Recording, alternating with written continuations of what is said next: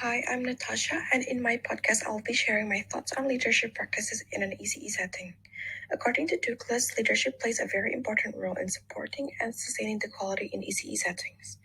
The most empowering leadership practice to me is when a leader can be transparent and is willing to seek employees' input before making a decision. This gives employees a voice where everyone has the same equal opportunities to achieve long-term goals for the center. It can boost the team's engagement, morale, and retention to build a good relationship at work that is based on trust and respect. This is called the democratic leadership. Another leadership practice that I found empowering is the affiliative leadership.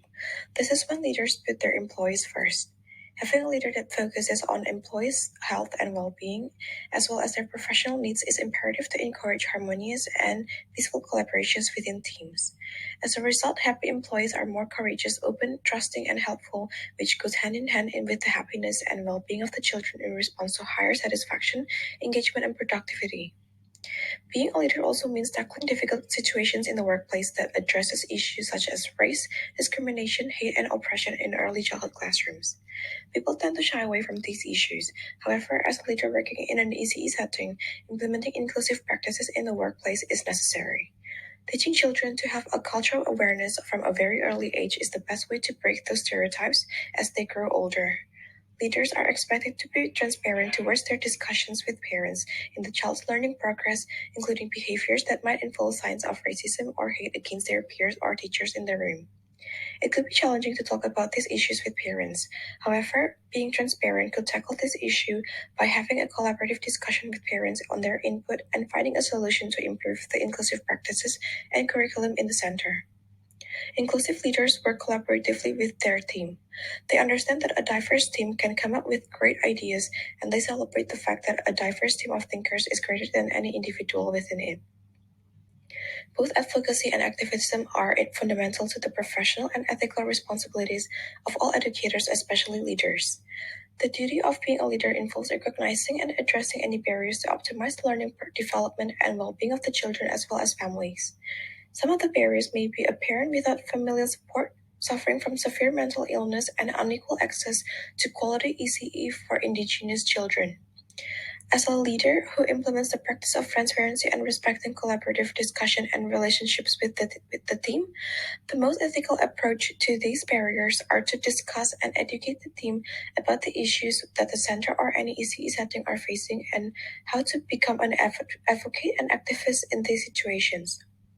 As a leader of advocacy and activists, addressing the first barrier could be done by raising awareness among staff by providing a platform of weekly discussion as a safe space to talk about one's mental health and work closely with health and welfare professionals to whom the leader can confidently refer children and parents as needed.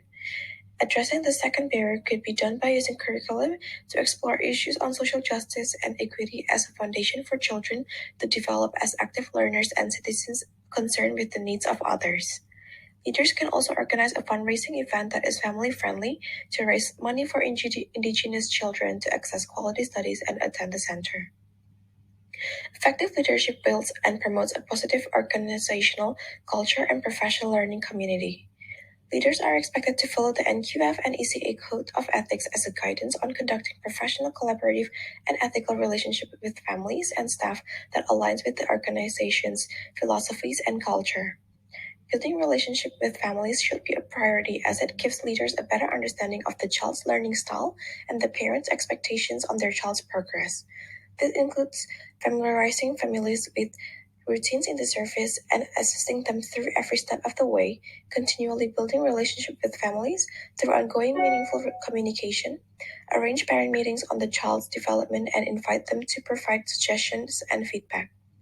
A good leader will also think about the staff's personal development, which can be done by providing professional development reflections that will be discussed individually to set goals and progression of each staff member, as well as providing free yearly first aid and CPR training.